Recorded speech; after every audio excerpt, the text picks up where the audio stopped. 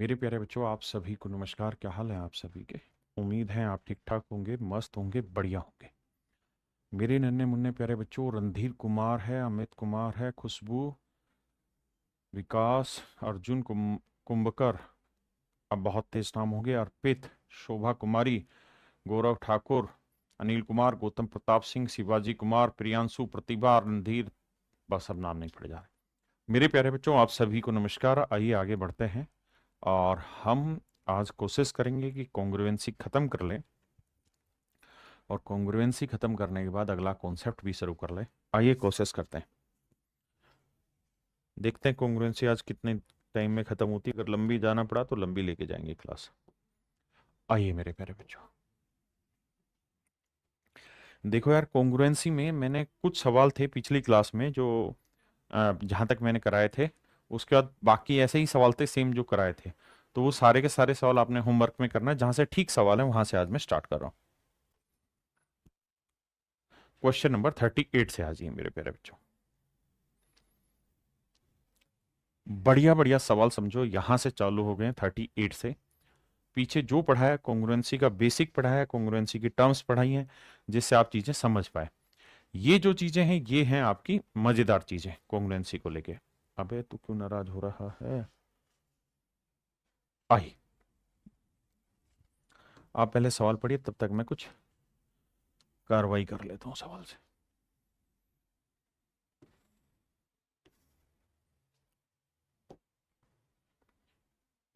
आप करते रहिए।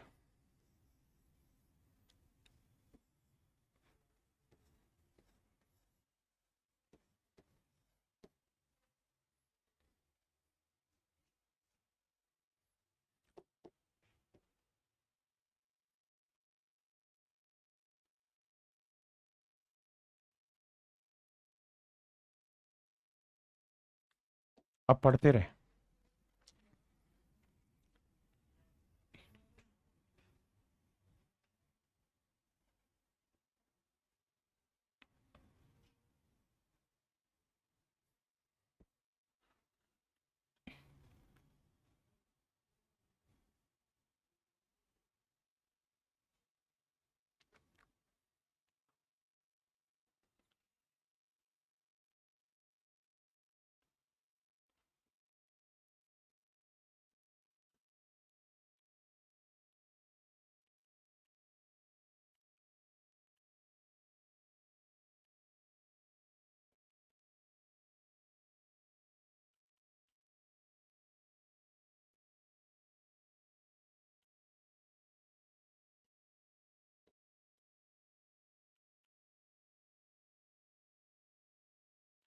अब आता हूं मेरे प्यारे बच्चों मैं आपसे बात करने। देखिए, जो सवाल ने कहा, जैसा कहा वैसा मैंने काम किया।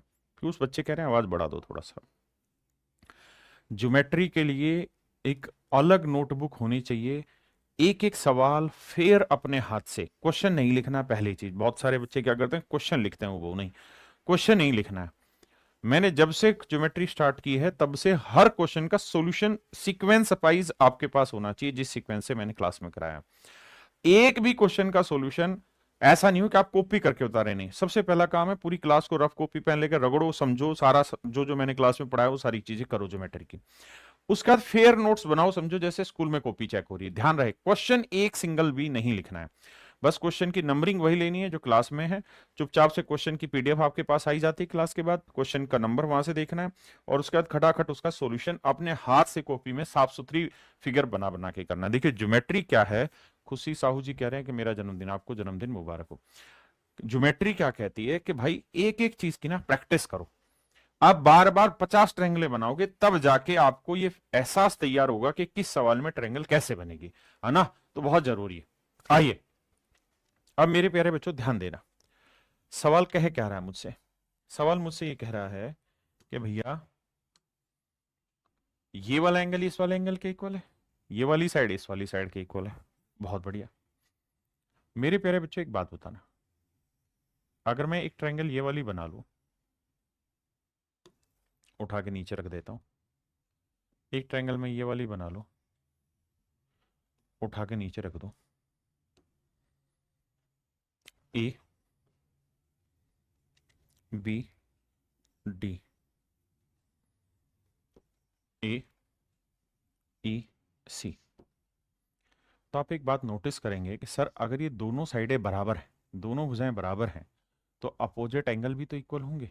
भाई ये तो ज्योमेट्री का नियम है, मेरा नहीं, ज्योमेट्री का नियम है कि अगर किसी ट्रायंगल की दो साइडें इक्वल हैं तो तीसरी साइड के साथ जो कोण बनता है वो भी आपस में क्या होते हैं, बराबर। और मेरे प्यारे बच्चों अगर ये वाला कोण बराबर है इस वाले कोण के, तो मेरे बेटे एक बात समझना कि मान लो ये थीटा है, समझने के लिए, तो ये भी थीटा होगा। ये स्ट्रेट लाइन है, ये भी स्ट्रेट लाइन है, तो ये थीटा है तो सर ये वाला जो कोण होगा ये 180 माइनस थीटा होगा। बिल्कुल सही बात है सर। ये भी सर 180 माइनस थीटा होगा। बिल्कुल ठीक बात है। तो मैं ये कह सकता हूँ कि सर ये वाला कोण और ये वाला कोण दोनों ही आपस में बराबर होंगे 180 माइनस थीटा के। जरूरी नहीं है कि आप थीटा लिखें, जरूरी इस बात से है कि आप उस एंगल को समझें, है ना। अब मेरे बच्चों ये वाला एंगल और ये वाला एंगल इक्वल दे रखे हैं,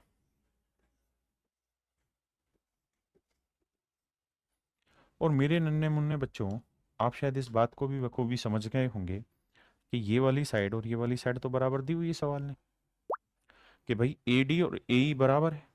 अगर मेरे प्यारे बच्चों AD और AE बराबर हैं तो ये दोनों ट्रायंगल कॉन्ग्रुएंट हो गए। क्यों? क्योंकि ये वाला एंगल, ये वाली साइड और ये वाला एंगल, तो angle side angle, angle side angle दोनों आपस में कॉन्ग्रुएंट है। तो ट्रायंगल ABD, ABD कॉन्ग्रुएंट है AEC। दोनों ही त्रिभुजें कॉन्ग्रुएंट है, दोनों ही त्रिभुजें आपस में सर्वांग सम हो गई साइड एंगल साइड की प्रॉपर्टी से। साइड एंगल साइड नहीं, एंगल साइड एंगल की प्रॉपर्टी से। बिल्कुल ठीक है। अब मेरे बच्चों एक बात बताओ, ये वाली साइड है 3x+1, ये वाली साइड है y+1, ये वाली साइड है 34 सेंटीमीटर, ये वाली साइड है 9 सेंटीमीटर। आपने कहा जी हाँ। तो मेरे प्यारे बच्चों अगर ये दोनों ट्रायंगल कॉन्ग्रुएंट हो गई हैं तो हर एक करस्पॉन्डिंग साइड्स का रेशियो सेम होगा। हमसे पूछा था क्या, x+y का मान ज्ञात करो। अब जरा ध्यान देना, अगर बात ये है मेरे बाबू, तो यहां इस वाले एंगल के सामने 3x+1 है और यहां इस वाले एंगल के सामने है 34, तो दोनों बराबर होंगे। तो 3x या 33, क्योंकि एक उधर जाएगा माइनस का, घटाओगे तो x की वैल्यू 11। यहां डबल के सामने 9 है और यहां इसके सॉरी 3 के सामने y+1 है, तो y की वैल्यू आई मेरे प्यारे बच्चों 8। अब हमसे पूछ रहा है x+y की वैल्यू बताइए, तो x की वैल्यू 11 और y की वैल्यू 8, तो आंसर होगा 11 और 8 19 सेंटीमीटर। तो मेरे नन्हे मुन्ने बच्चों मेरा राइट आंसर जो आएगा वो आएगा 19 सेंटीमीटर। कितना मेरे बच्चे? 19 सेंटीमीटर। अब यहां से अच्छे सवाल होने स्टार्ट हो, अब हल्के सवालों का जमाना गया। अगला सवाल आप खुद करेंगे।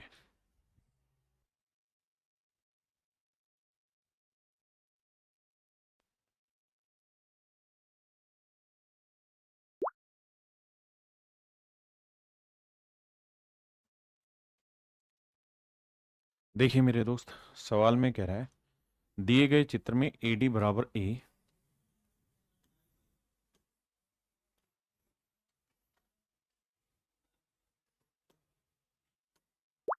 दिए गए चित्र में AD बराबर A, AD बराबर AE है, बहुत बढ़िया। BD बराबर EC, BD और EC दोनों बराबर है।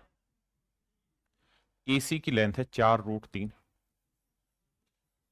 4√3, तो कुल मिला के AB की लेंथ पूछ रहा है क्या है, क्योंकि AB की लेंथ निकल जाएगी तो हाफ ऑफ AB स्क्वायर करना कौन सा मुश्किल काम होगा किसी भी भाई के लिए।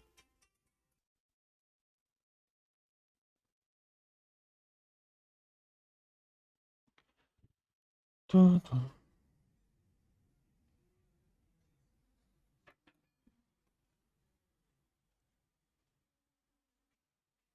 अब देखना मेरे बच्चे, अगर ये दोनों ही साइडें बराबर हैं तो इसका मतलब ये कोण और ये कोण बराबर है, और ये दोनों कोण बराबर होंगे तो फिर ये वाला एंगल और ये वाला एंगल भी बराबर होगा। पिछले वाले में समझाया आपने, कहा ओके रिपोर्ट है। अगर ओके रिपोर्ट है तो फिर कहानी हटाते हैं। अब मोटी मोटी बात समझने की कोशिश करिए कि दोनों ट्रायंगल कोंग्रुएंट हो गई। क्यों कोंग्रुएंट हो गई? क्योंकि ये वाली साइड, ये वाला एंगल और ये वाली side, side angle side, side angle side, तो साइड एंगल साइड से मेरे प्यारे बच्चों दोनों त्रिभुज कोंग्रुएंट हो गए। साइड एंगल साइड से मेरे प्यारे बच्चों दोनों ही त्रिभुज आपस में क्या हो गई? सर्वांग सम हो गए। अगर दोनों ही ट्रायंगल आपस में कोंग्रुएंट हो गई तो हम ये कह सकते हैं कि हर चीज बराबर होगी। तो यहां भैया इस कॉमन एंगल के सामने वाली साइड 4√3 है, तो यहां दोनों कॉमन एंगल के सामने वाली साइड भी क्या होगी? 4√3। कौन सी दो कोंग्रुएंट हुई है? ध्यान है ना, ये दोनों, ये वाली और ये वाली, ये दोनों कोंग्रुएंट हुई है। तो भैया ये वाली साइड आ गई 4√3, यानी ए बी की वैल्यू 4√3 आ गई। तो अगर ये 4√3 है तो हमसे पूछा क्या है? Half of A B square. 4 का वर्ग 16, √3 का वर्ग 3, 2 8 16, 8 3 24। तो option B is your right answer.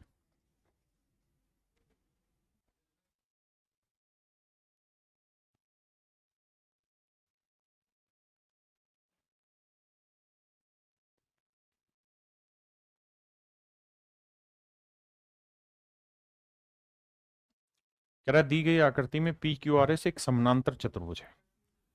P Q R S, मेरे बच्चे जिस सवाल में फिगर दे रखी होगी उस सवाल में फिगर मैं भी ऐड ऑन करूंगा, जिसमें नहीं होगी उसमें मैं भी ऐड ऑन नहीं करूंगा।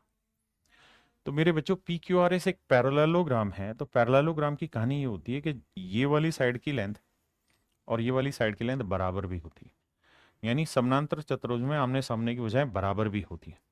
यानी ये लेंथ अगर ए है तो ये वाली लेंथ भी ए होगी, मतलब ये वाली लेंथ अगर ए है तो ये वाली लेंथ भी मेरे बच्चे ए होगी। समानांतर चतुर्भुज में पैरेललोग्राम में आमने सामने की भुजाएं बराबर होती है। कहता है पी क्यू की लेंथ है 4, पी कहाँ है? अच्छा ये वाली लेंथ 4 दे रखी है, माफ करिए। तो अगर ये वाली लेंथ 4 सेंटीमीटर है तो ये वाली लेंथ भी होगी 4 सेंटीमीटर। तो कह रहा पी टी का मान ज्ञात करो। पी टी, पी से लेके टी तक का मान ज्ञात। आओ भाई,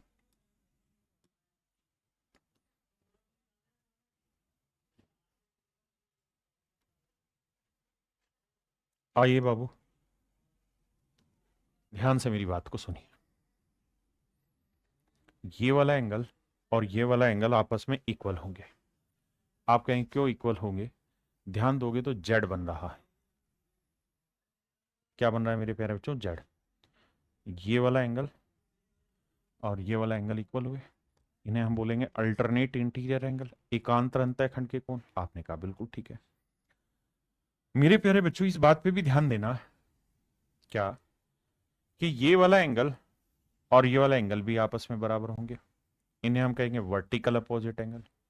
आपने कहा सर ये बात तो ठीक है। हम ये बात भी कह रहे हैं कि भैया ये वाला एंगल और ये वाला एंगल भी इक्वल होंगे, यानी मैंने तीनों एंगल आपको इक्वल प्रूफ करके दिखा दी कि बाकी चीजों का काम बाद में। मैंने कहा कि भाई ये वाला कोण इस वाले कोण के बराबर होगा, ये वाला कोण इस वाले कोण के बराबर होगा, ये वाला कोण इस वाले कोण के बराबर। पहले इतनी बात समझिए, उसके बाद चर्चा करेंगे। पहले इतनी बात को खुल के मन में सेट करिए, बाकी चीजें बाद में। अब देखिए, अब सवाल ने कहा है कि भाई यू जो है वो क्यू आर का मिड पॉइंट है। यू जो है मेरे प्यारे बच्चों वो क्यू आर का मिड पॉइंट है।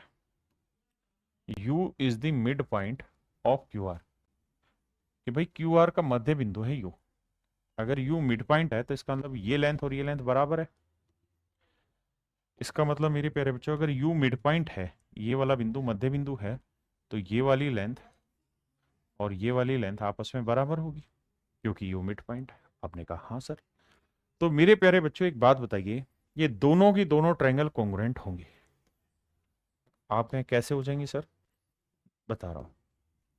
ये वाला एंगल, ये वाली साइड, ये वाला एंगल, एंगल साइड एंगल। ऐसे ये वाला एंगल, ये वाली साइड, ये वाला एंगल, तो एंगल साइड एंगल, दोनों ही ट्रायंगल मेरे प्यारे बच्चों कॉन्ग्रुएंट हो गई, सर्वांग सम हो गए। आपने कहा ठीक है। और अगर मेरे प्यारे बच्चों दोनों ही त्रिभुज सर्वांग सम है, तो ये लेंथ 4 सेंटीमीटर है, तो ये वाली लेंथ भी क्या हो जाएगी, 4 centimetre. And that is my dear student is your right answer. ये मेरे प्यारे बच्चों आपके सवाल का सही जवाब होगा। ये मेरे प्यारे बच्चों आपके सवाल का सही जवाब होगा। इसका मतलब ये वाली लेंथ 4 सेंटीमीटर होगी। तो उसने पूछा था पीटी की लेंथ बताओ, तो पीटी की लेंथ हो जाएगी मेरे बच्चों 8 सेंटीमीटर। पीटी की लेंथ हो जाएगी 8 सेंटीमीटर। वैसे भी एक बात ध्यान रखिएगा हमेशा के लिए, कि जब भी किसी पैरेललोग्राम में यहां से कोई लाइन खींची जाए जो सामने वाली साइड को ऐसे टकराए बढ़े हुए भाग को, और ये मिड पॉइंट से गुजरेगी, तो अगर इसकी लेंथ 4 होगी ना, तो हर हाल में इसकी लेंथ 8 होगी, यानी डबल होती है। आई,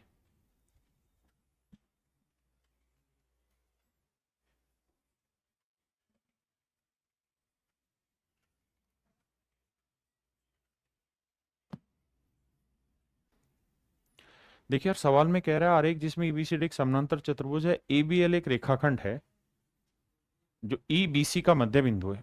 ई जो है मेरे प्यारे बच्चों बीसी का मध्य बिंदु है। यदि सी डी 11 सेंटीमीटर है, सी डी 11 सेंटीमीटर है, तो ए एल की लेंथ बताओ। तो यहाँ आंख बंद करके कह दो कि 22 सेंटीमीटर। कितनी होगी मेरे बच्चे, 22 सेंटीमीटर होगी, सोचना ही नहीं।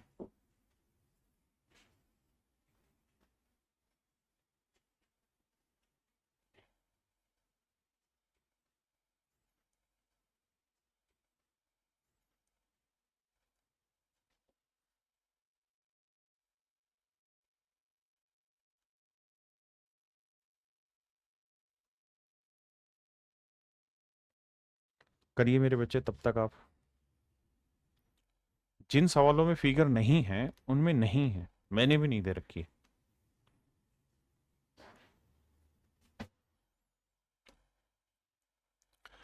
सवाल में कह रहा है कि एबीसी एक ट्रायंगल है जिसमें AD perpendicular to the internal bisector of angle ABC. Hindi में पढ़ के सुनाता हूं। कहता है एडी जो है वो त्रिभुज एबीसी में कोण बी के आंतरिक कोण द्विभाजक पर लंब है। यानी मेरे बच्चे ये ए है, ये बी है, ये सी। तो सवाल में कह रहा है कि भैया अगर हम इस वाले एंगल का एंगल बाइसेक्टर खींच दें, इस वाले एंगल का एंगल बाइसेक्टर खींच दें, एंगल बाइसेक्टर खींच दें मतलब हमने इस कोण को दो बराबर भागों में बांट दिया।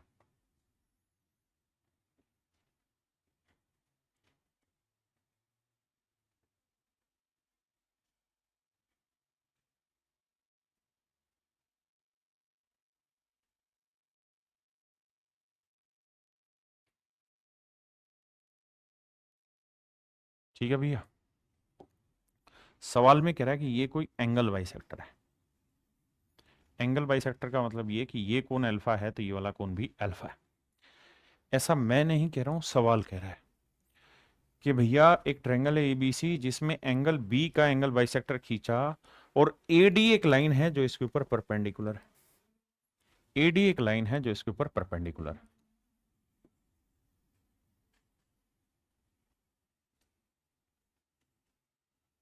एडी एक लाइन है जो इसके ऊपर परपेंडिकुलर है।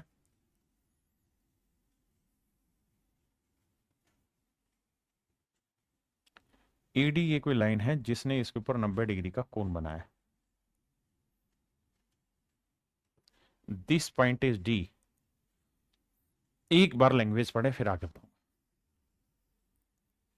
सवाल में कह रहा है कि AD is perpendicular on the angle bisector of angle B. अब अगली लाइन में कह रहा है कि DE is drawn through D and parallel to BC. कह रहा है जी एक लाइन है डीई, डीई एक लाइन है जो बीसी के पैरेलल खींची गई है। डीई एक लाइन है, दैट्स ए डी।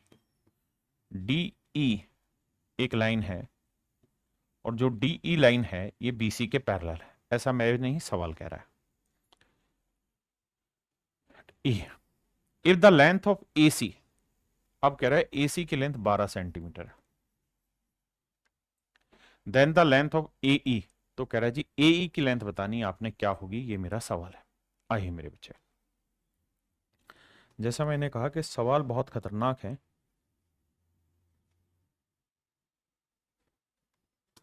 ध्यान देना।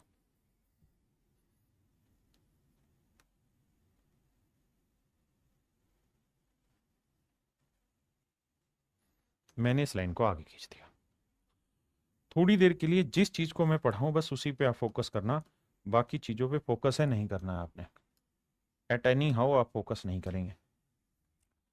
मैं थोड़ी देर के लिए इन सब चीजों को हटा रहा हूं यहां से।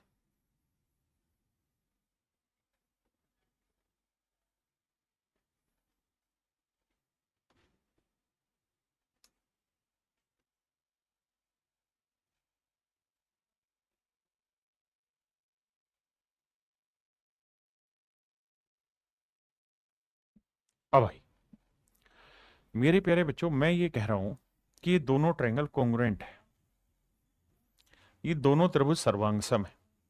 आप बस ये बता दीजिए क्यों है सर्वांगसम। मैं आपको रीजन दूंगा कि मेरे बच्चे एक बात बताओ, ये एक स्ट्रेट लाइन है, ये एक स्ट्रेट लाइन है। आप कहेंगे हाँ जी ये तो आपने नागिन बना रखी है तो स्ट्रेट लाइन, इसमें कोई दो राय नहीं। अगर मेरे बच्चों ये एक स्ट्रेट लाइन है, अगर ये एक सीधी रेखा है, अगर ये एक सीधी रेखा है, तो यहां से मैंने एक एंगल बाइसेक्टर खींचा, ये एंगल बाइसेक्टर या 90 डिग्री का कोण बना रहा है बिल्कुल।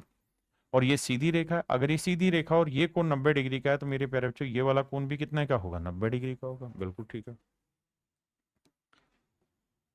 अब मेरे प्यारे बच्चों ये दोनों की दोनों ही ट्रायंगल कॉन्ग्रुएंट है। क्यों है सर्वांगसम, उसका कारण है कि भैया ये वाली जो लेंथ है ना, ध्यान से देखोगे तो ये दोनों ही ट्रायंगलों में कॉमन है, बिल्कुल कॉमन है जी, दोनों ही ट्रायंगलों में कॉमन है। इस त्रिभुज में और इस त्रिभुज दोनों में कॉमन है। तो बच्चे ये हुआ एंगल, ये हुई साइड, ये हुआ एंगल, तो एंगल साइड एंगल। अब यहां आओगे तो ये हुआ एंगल, ये हुई साइड और ये हुआ एंगल, तो एंगल साइड एंगल क्या हो गई मेरे प्यारे बच्चों, कॉन्ग्रुएंट हो गई। एंगल साइड एंगल से दोनों की दोनों त्रिभुजें क्या होंगे, सर्वांगसम हो गई।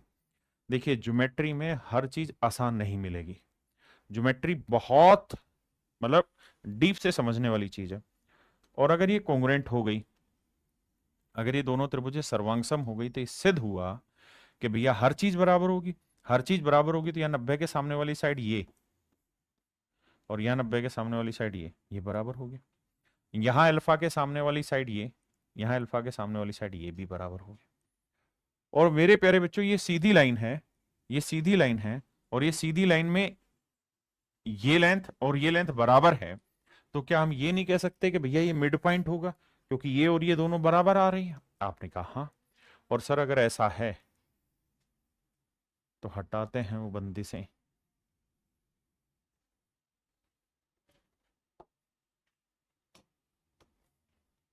भैया ये था ई, ये था सी।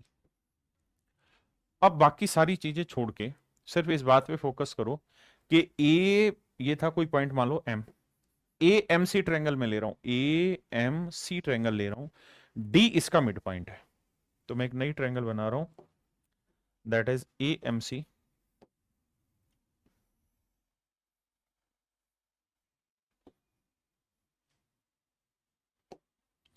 ए एम सी,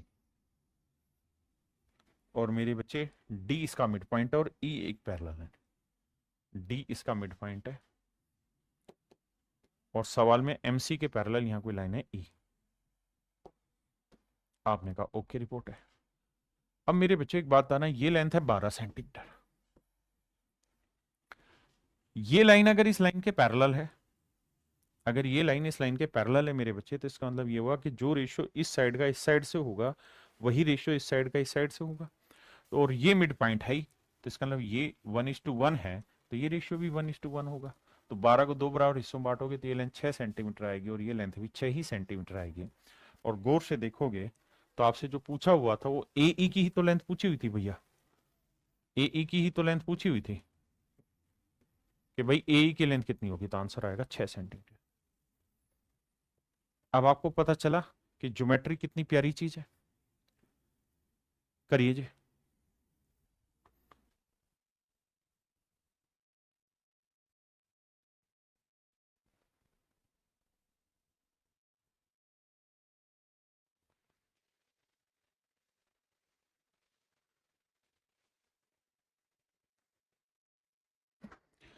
देखिए सर, सवाल में कह रहा है कि ट्रायंगल एबीसी में एंगल सी 54 डिग्री का है। त्रिभुज एबीसी में कोण सी 54 डिग्री का, बिंदु डी से ए बी का लंब समद्विभाजक। आओ यार, एक चीज बतानी है। एक शब्द होता है जिसे हम कहते हैं परपेंडिकुलर बाइसेक्टर। परपेंडिकुलर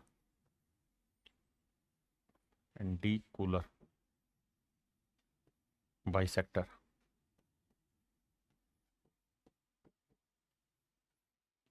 समकोण समद्विभाजक। समकोण समद्विभाजक।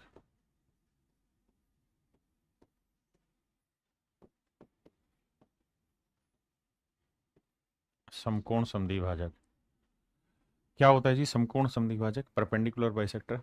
मेरे प्यारे बच्चों, परपेंडिकुलर बाइसेक्टर एक ऐसी लाइन होती है, जैसे मान लीजिए ये कोई लाइन है,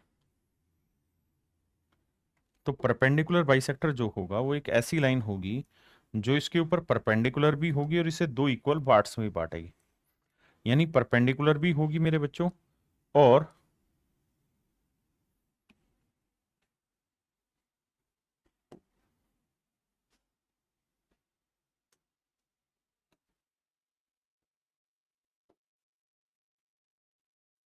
परपेंडिकुलर भी होगी भाई, और इसे दो बराबर भागों में बांटेगी। यानी ये लेंथ और ये लेंथ आपस में बराबर हो, ये दोनों ही लेंथ आपस में बराबर होगी।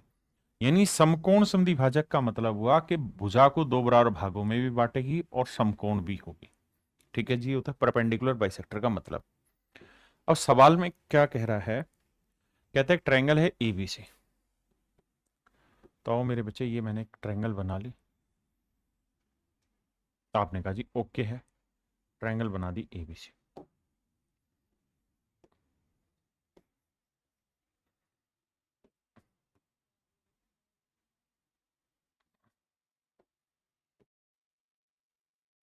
अब साहब एक चीज बताना, ये ट्रायंगल बन गई,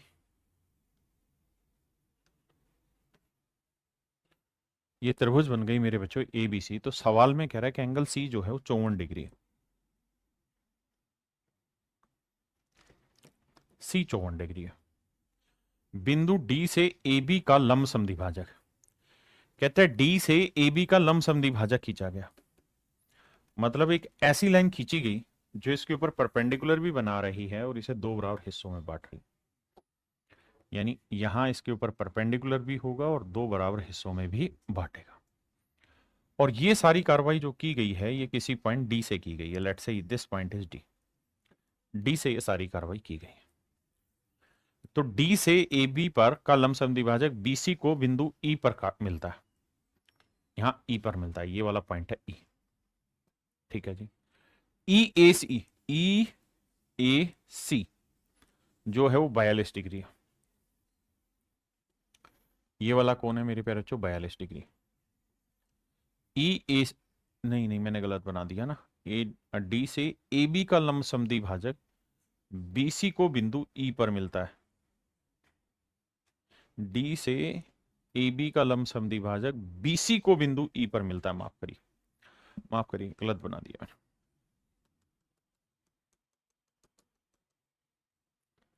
सवाल में ऐसे कह रहा है कि भाई जो एंगल बाइसेक्टर इसका जो परपेंडिकुलर बाइसेक्टर है वो ऐसे है। डी से ए बी का लंब समद्विभाजक बीसी को बिंदु ई पर मिलता है।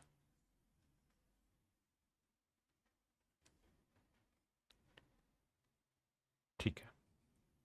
यानी यहां कोई पॉइंट है डी, और कह रहा है जी यहां पे परपेंडिकुलर बाइसेक्टर खींचा गया है जो इसे दो बराबर भागों में बांटेगा, और ये बीसी को किसी बिंदु ई पर टकरा रहा है। ऐसे वो कह रहा है। E A C 42 degree. E A C 42 degree.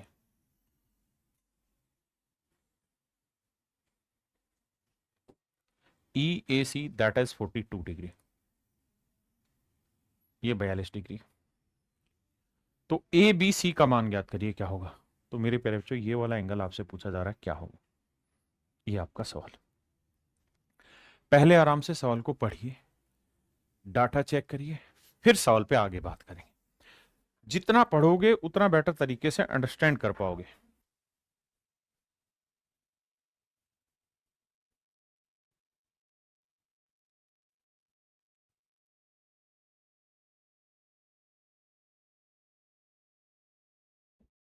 आइए मेरे बच्चे, अब आते हैं इस सवाल को डीपली सोल्व करने पे। बहुत सारे भाई फिर वही कमेंट करते हैं, आपको लगता है ज्योमेट्री इतनी आसान है? बहुत सारे ढक्कन तो इस बात पे लगे हुए हैं कि सर ज्योमेट्री कब खत्म होगी। बहुत मुश्किल है भाई, अगर इस एटीट्यूड में रहोगे तो। अगर ध्यान दे पाओ तो सोचना सीखना।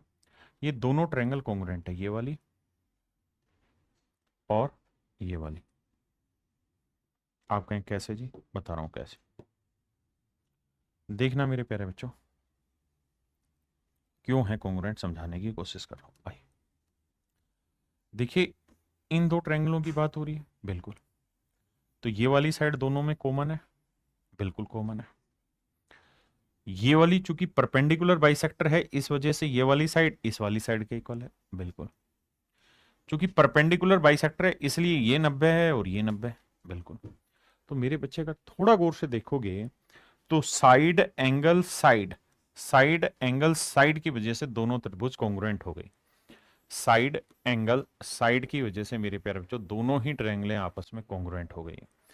सर्वांग समान हो गई, सर्वांग सम हो गई।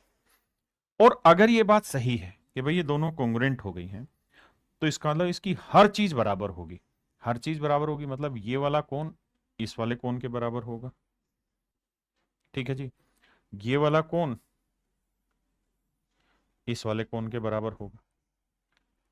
बहुत बढ़िया जी। अब मेरे बच्चों में आपसे कुछ जानना चाह रहा हूं, बताना चाह रहा हूं, जवाब दीजिएगा कि बेटा ये ट्रायंगल है, ये 54 डिग्री है, ये 42 डिग्री है।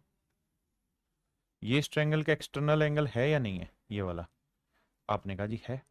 तो किसी त्रिभुज का बाह्य कोण उसके अंतः समूह कोणों के योग के बराबर होता है। तो 54 जमा 42 जोड़ोगे तो क्या आएगा? तो 54 जमा 42 जोड़ोगे तो 54 जमा 42 जोड़ोगे तो आएगा 4 2 6 5 4 9, तो ये आएगा 96। अगर ये पूरा कोण 96 डिग्री है, पूरा कोण 96 डिग्री है, पूरा कोण 96 डिग्री है मेरे प्यारे बच्चों, पूरा कोण अगर ये 96 डिग्री आ गया तो 96 को दो बराबर हिस्सों में बांटोगे तो ये वाला एंगल आएगा 48 डिग्री, ये वाला एंगल भी आएगा 48 डिग्री। अब आप ये बात तो बखूबी समझते हैं कि ये 48 है, ये 90 है, तो ये 90 है, ये 48 है, तीनों कोणों का 180, तो ये कितना आएगा? 180 से घटाएंगे तो ये वाला एंगल आएगा 42 डिग्री का। और यही आपसे पूछा हुआ था कि एंगल बी की वैल्यू बताओ, तो आंसर होगा मेरे बच्चे 42 डिग्री। बहुत सारे ढक्कन कुछ का कुछ बोले जा रहे हैं, तो आंसर होगा 42 डिग्री। तभी कह रहा हूं ज्योमेट्री का एक एक सिंगल क्वेश्चन तरीके से करना है, वरना ज्योमेट्री खत्म हो जाएगी, आप खत्म नहीं कर पाएंगे ज्योमेट्री को कभी भी। करिए।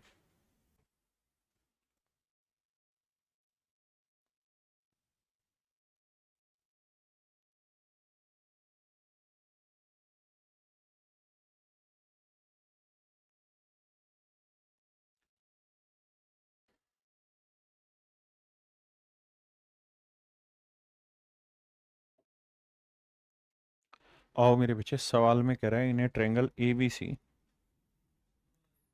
M is the mid point of side A B.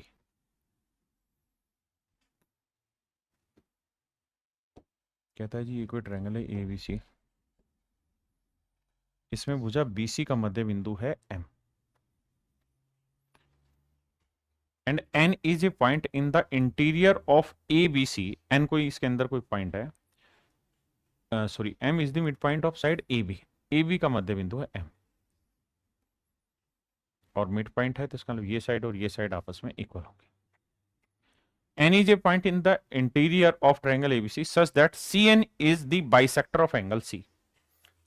कहता है कि CN जो है वो एंगल C का एंगल बाइसेक्टर है भैया। CN जो है भैया एंगल C का एंगल बाइसेक्टर है, ऐसा मैं नहीं, सवाल कह रहा है।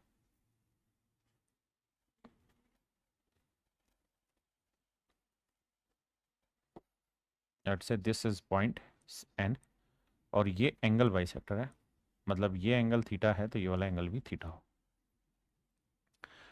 such that CN is the bisector of angle C and CN is perpendicular to NB. CN is perpendicular to NB. कह रहा भैया CN जो है वो परपेंडिकुलर है NB के ऊपर।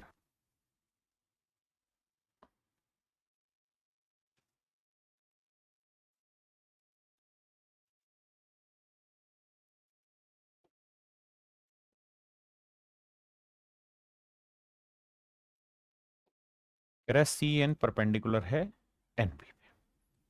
बहुत बढ़िया जी, आगे CN is perpendicular to NB. What is the length of MN? तो कहता है MN की लेंथ क्या होगी? If BC लेंथ is 10, कहता है अगर BC की लेंथ 10 सेंटीमीटर, अगर BC की लेंथ मेरे प्यारे बच्चों 10 सेंटीमीटर है तो सवाल में, और AC की लेंथ है 15, ये 10 है, ये लेंथ है 15, तो हमसे पूछ रहा है MN की लेंथ क्या होगी। अब करिए सवाल को।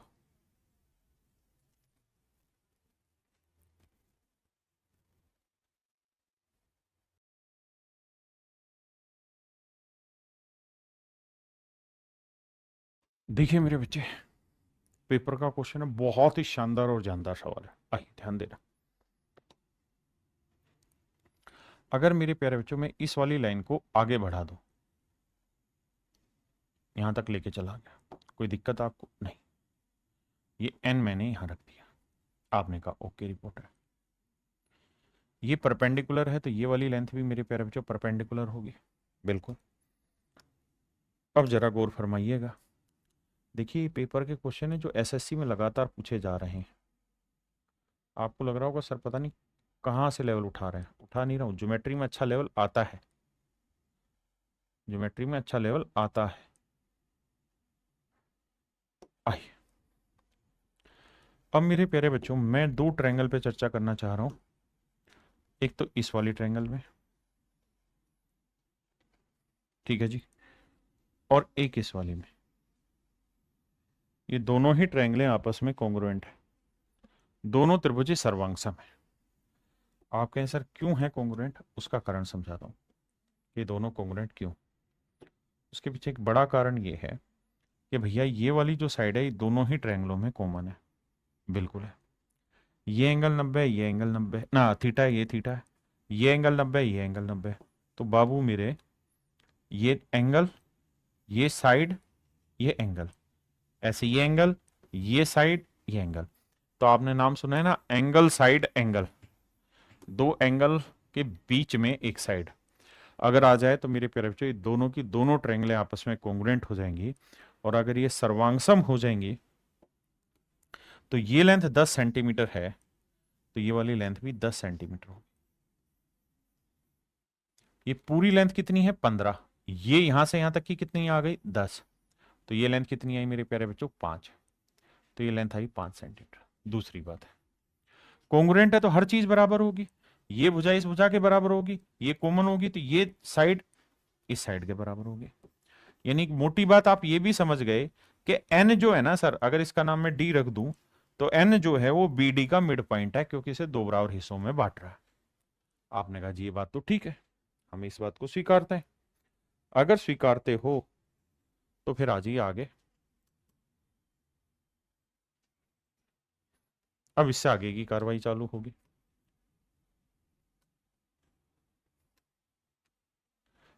तो मेरे प्यारे बच्चों अब मैं क्या कर रहा हूं, इन वाली साइडों को हटा दे रहा हूं यहां से, क्योंकि मुझे इनकी जरूरत ही नहीं।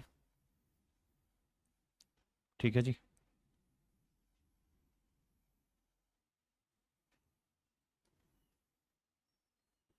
मेरे बच्चों एक बात बताना,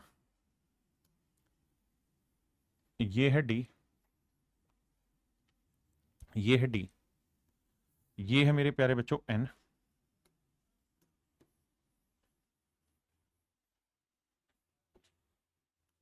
ये है एन। अगर आप ध्यान देंगे तो इस वाली साइड का भी मिड पॉइंट एम है, क्योंकि ये दोनों साइडें बराबर दे रखी थी। और इस वाली साइड का भी मिड पॉइंट क्या निकाल प्रूफ कर दिया हमने, एन प्रूफ कर दिया। तो मेरे प्यारे बच्चों, आपने एक चीज नोटिस की कि इस साइड का मिड पॉइंट m है, इस साइड का मिड पॉइंट n है, और अगर हम किसी ट्रायंगल की किन्हीं दो साइड्स के मिड पॉइंट को मिलाएंगे, जब हम किसी त्रिभुज की किन्हीं दो भुजाओं के मध्य बिंदुओं को मिलाएंगे, तो जो लाइन बनेगी वो तीसरी लाइन के पैरेलल भी होती है और उसकी आधी भी होती है। तो ये लेंथ 5 सेंटीमीटर है, तो ये लेंथ होगी 2.5 सेंटीमीटर। ये वाली लेंथ हो जाएगी मेरे प्यारे बच्चों 2.5 centimetre, and that is my dear student is your right answer. ये मेरे प्यारे बच्चों आपका करेक्ट आंसर होगा। तो सवाल में यही पूछा था कि भाई लेंथ कितनी होगी, तो 2.5 सेंटीमीटर लेंथ होगी मेरे प्यारे बच्चों, 2.5 सेंटीमीटर।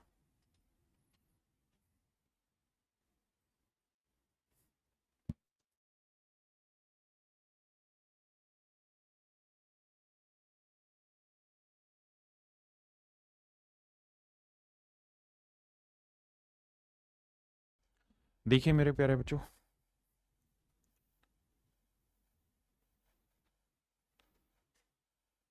सवाल में कह रहा है ए बी डी सी एक समानांतर चतुर्भुज है। A B D C, C D नहीं, D C is a parallelogram. Let's make an parallelogram. अब आपको ये शायद पता नहीं चल रहा होगा कि किधर बनेगी, कैसे बनेगी। प्रैक्टिस से बनेगी, जब धीरे धीरे सवाल करेंगे उसके बाद बनेगी। जिसमें विकर्ण एडी, कहता है जिसके अंदर एक डायगोनल है AD, let's say AD is diagonal, AD एक डायगोनल है, जिसमें विकर्ण एडी और बीसी परस्पर एक दूसरे को ओ पर काटते हैं। कहते हैं दोनों डायगोनल एक दूसरे को ओ पर इंटरसेक्ट करते हैं। So this might be the point that we are going to discuss, that is O. A और डी एफ, ए ई और डी एफ भुजा बीसी पर ई तथा एफ पर लंबवत है। आओ भैया, सवाल में वो ये कह रहा है कि ए ई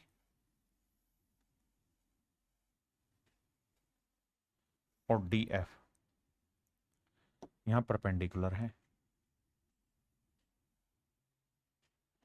ए ई और डी एफ यहां परपेंडिकुलर है। तो बताइए निम्नलिखित में से कौन सा कथन सत्य है। तो आपको बताना निम्नलिखित में से कौन कौन सा कथन सत्य है। ध्यान रखना sequence A B C D मत करना। उसने लिखा था ए बी डी सी, तो ए बी डी सी मैंने लिखा। पहला है कि क्या A B C D C B के कॉन्ग्रुएंट है। A B C D C B के कॉन्ग्रुएंट है। आओ भैया इस बात को समझते हैं कि A B C D C B के कॉन्ग्रुएंट है या नहीं है।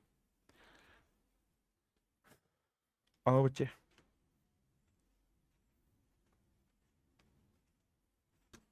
आ जाओ मेरे बच्चे। अगर इस वाले सवाल में बात करूं कि ए बी सी,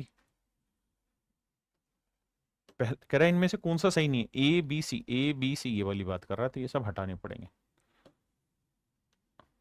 ये सब भैया हटाने पड़ेंगे।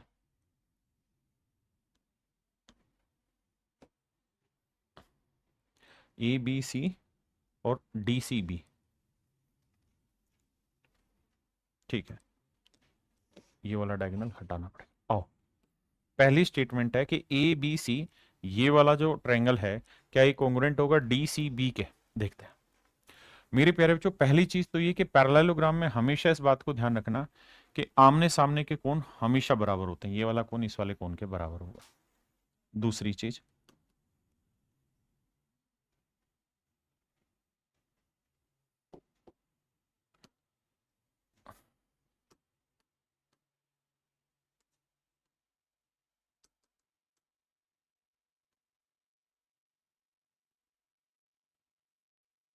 आना जरा यहां। तो मेरे प्यारे बच्चों एक बात देखना, ये वाला जेड बन रहा है, तो ये वाला एंगल इस वाले एंगल के इक्वल होगा। इन्हें हम वर्टिकल अपोजिट एंगल कहते हैं। वर्टिकल अपोजिट नहीं, एकांतर अंतः खंड के कोण कहते हैं। तो ये वाला कोण इस वाले कोण के बराबर होगा। बिल्कुल सही बात है। ऐसे ही मेरे प्यारे बच्चों यहां भी जेड बनता दिखाई दे रहा होगा आपको, क्योंकि ये भी पैरेलल लाइन है। तो ये वाला कोण इस वाले कोण के इक्वल होगा। बिल्कुल सही है। ये भी इंटरनल अल्टरनेट इंटीरियर एंगल है। तो ये वाला कोण इस वाले कोण के बराबर होगा। बिल्कुल ठीक है। तो अब हमसे सवाल में पूछ रहा है कि क्या जो पेयर है वो ठीक है। आओ,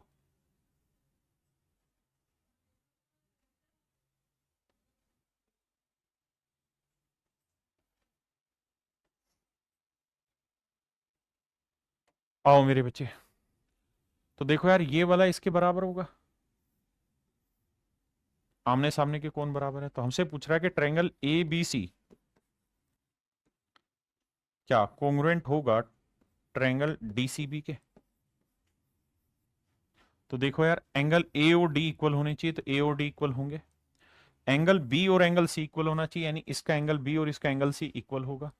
और इसका एंगल सी और इसका डी, इसका सी और इसका डी बी बराबर होगा। तो ये बात तो सही है कि दोनों के दोनों आपस में कॉन्ग्रुएंट ट्रायंगल होंगे, इसमें कोई दिक्कत नहीं है मेरे बच्चों, इसमें कोई दिक्कत मेरे प्यारे बच्चों हमको नहीं। अब आते हैं अगले सवाल पर। अगले सवाल में अगली स्टेटमेंट में कह रहा है कि ए ओ ई और डी ओ एफ क्या ये दोनों कॉन्ग्रुएंट होंगे। आओ भाई, अब इसको भी समझने के प्रयास करते हैं।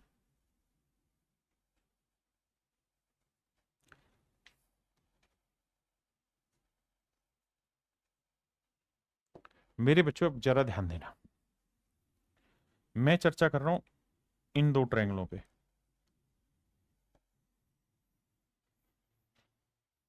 इन दो ट्रायंगलों पे क्या ये दोनों कॉन्ग्रुएंट होंगी। हाँ जी होंगी। आप कहें क्यों होंगी सर, कारण समझाता हूं क्यों होंगी, बड़े ध्यान से समझना बच्चे। अगर ये पैरेललोग्राम है ना, तो पैरेललोग्राम के जो डायगोनल है वो एक दूसरे के बाइसेक्टर होते हैं, ध्यान रखना। यानी अगर ये समकोण त्रिभुज है ना, सॉरी समानांतर चतुर्भुज है, तो जो लेंथ इसकी होगी उतनी लेंथ इसकी, जो लेंथ इसकी होगी उतनी लेंथ इसकी होगी। मतलब ये जो होता है ना, ये पॉइंट, ये मिड पॉइंट होता है दोनों डायगोनल का। तो अब आप एक बात तो समझ गए होंगे कि ये मिड पॉइंट है डायगोनल का। अगर ये मिड पॉइंट है तो ये लेंथ और ये लेंथ आपस में इक्वल होगी। बिल्कुल ठीक बात है मेरे प्यारे बच्चों। अगर आप इतनी बात समझ गए तो क्या ही समझाऊं मैं तुमको, क्या समझा दो तुमको यार, बताओ। तो ये बताओ कि ये वाला एंगल और ये वाला एंगल इक्वल होंगे। बिल्कुल इक्वल होंगे। क्यों, वर्टिकल अपोजिट एंगल इक्वल होंगे। ये शीर्षाभिमुख कोण हुए, ये शीर्षाभिमुख कोण हो गए मेरे प्यारे बच्चों। ये 90 डिग्री, ये 90 डिग्री हो गया। बिल्कुल, ये साइड और ये साइड बराबर हो गई। तो मेरे बच्चे जब दो कोण बराबर हो गए तो तीसरा भी बराबर होगा, यानी ये तीसरा एंगल और ये तीसरा एंगल भी बराबर होगा। और अगर इस लिहाज से देखोगे तो angle side angle, angle side, नहीं सॉरी, फिर से बता रहा हूं, ये डबल एंगल, ये वाली साइड, ये वाला एंगल, ये डबल एंगल, ये साइड, ये एंगल, ये साइड ना सॉरी, एंगल साइड एंगल की वजह से कॉन्ग्रुएंट हो गए दोनों ट्रायंगल। एंगल साइड एंगल की वजह से मेरे प्यारे बच्चे दोनों कॉन्ग्रुएंट हो गए, या डबल ए एस की वजह से भी आप कॉन्ग्रुएंट कह सकते हैं।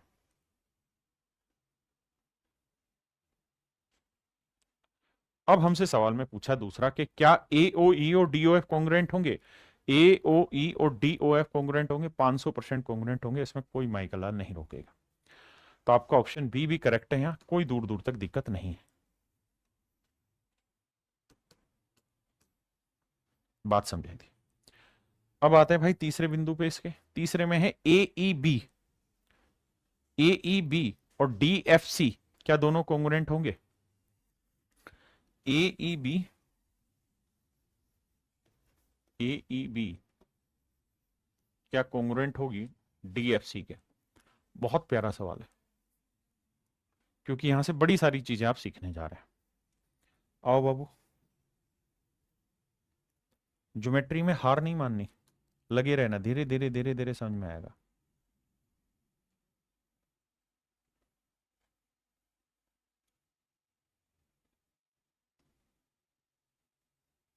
आओ मेरे बच्चे, मेरे प्यारे बच्चों, ये मैंने अभी समझाई एक चीज आपको, क्या आप इस बात को समझिए कि जितनी लेंथ इस चीज की होगी ना, उतनी ही लेंथ इस चीज की भी होगी, इसमें कोई दो राय नहीं है। दोनों की जो लेंथ होगी मेरे प्यारे बच्चों वो बराबर होगी।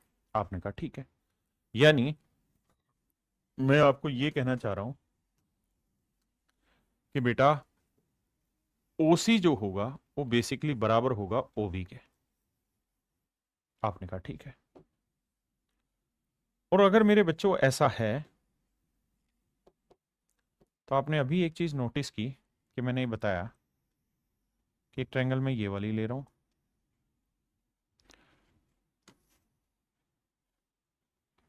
और एक ट्रायंगल में ये वाली ले रहा हूं।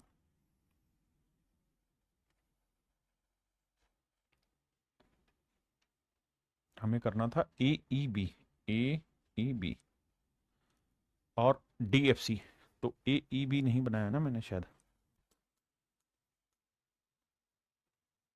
ये वाला बनाना था, AEB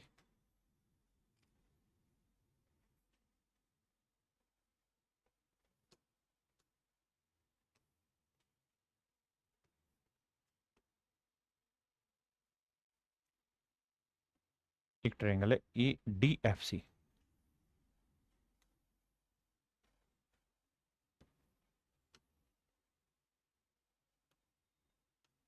आओ मेरे बच्चे, अब मैं नाम रखता हूं। ये था A, ये था E और ये था B। ये दोनों परपेंडिकुलर है। ये था मेरे प्यारे बच्चों क्या, D, ये था C और ये था F। ये परपेंडिकुलर। मेरे बच्चे एक बात बताना, मैं अगर बात कर रहा हूं AEB की, AEB की, तो जो EB है वो दो चीजों से मिलकर बना हुआ है, EO प्लस OB। और ये मैंने अभी आपको समझाया कि बेटा ये जो लेंथें होंगी हमेशा बराबर होंगी। अगर ये लेंथ A सेंटीमीटर है तो आंख बंद करके मान लीजिए ये वाली लेंथ भी A ही सेंटीमीटर होगी। आपने कहा ठीक है। और अभी थोड़ी देर पहले ये भी समझाया कि ये दोनों ट्रायंगल भी छोटी कॉन्ग्रुएंट होगी, तो इसलिए ये लेंथ अगर मेरे बच्चों x सेंटीमीटर है तो ये वाली लेंथ भी x सेंटीमीटर होगी। इसमें भी दो राय नहीं है। यानी मेरे बच्चे EB की अगर मैं आपसे लेंथ पूछूं क्या होगी तो आप कहेंगे x प्लस ए। EB की जो लेंथ होगी वो x प्लस ए होगी। और ऐसे ही मेरे प्यारे बच्चों अगर मैं आपसे पूछूं ये वाली लेंथ बताओ, FC की लेंथ बताओ, तो यहां से यहां तक की लेंथ A है और ये लेंथ x है, तो ये लेंथ भी A प्लस एक्स होगी। आपने कहा ठीक है, हमें ये कोई दो राय नहीं है इसमें, हमें इतनी बात में कोई दो राय नहीं है। आप शायद ये बात भी अच्छे से समझते होंगे कि भैया CD की जो लेंथ है और AB की जो लेंथ है वो बराबर होगी, क्योंकि पैरेललोग्राम की अपोजिट साइड है। पैरेललोग्राम की अपोजिट साइड है, और अगर पैरेललोग्राम की अपोजिट साइडें हैं तो वो इक्वल होती हैं। दूसरी चीज आपने देखा था कि हमने ये प्रूफ किया था कि दोनों ट्रायंगल कॉन्ग्रुएंट है, तो कॉन्ग्रुएंट है तो जितनी लेंथ इस एल्टीट्यूड की होगी उतनी लेंथ इस एल्टीट्यूड की होगी। मतलब ये वाली लेंथ इस वाली लेंथ के मेरे प्यारे बच्चों बराबर होगी। हाँ है ना। और यहां देखोगे तो ये लेंथ तीसरी साइड के बराबर होगी। तो ये साइड, ये साइड, ये साइड, उसकी भी तीनों करस्पॉन्डिंग साइड है आपस में बराबर आ गई मेरे प्यारे बच्चों। इसका मतलब साइड साइड साइड से ये दोनों ट्रायंगल आपस में कॉन्ग्रुएंट है। साइड साइड साइड की वजह से ये दोनों ट्रायंगल कॉन्ग्रुएंट है। हाँ है ना। मेरी बात आप समझ पाए? बहुत बढ़िया।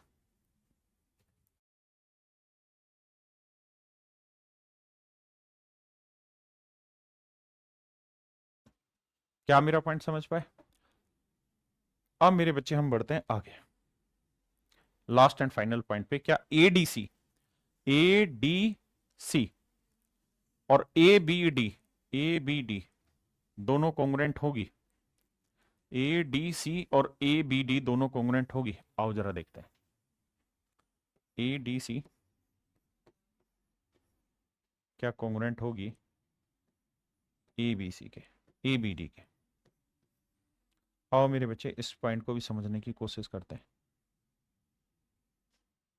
आओ मेरे बच्चों, हमें चाहिए ADC और अगली चाहिए ABD, तो मतलब हमें ये फालतू चीजें नहीं चाहिए।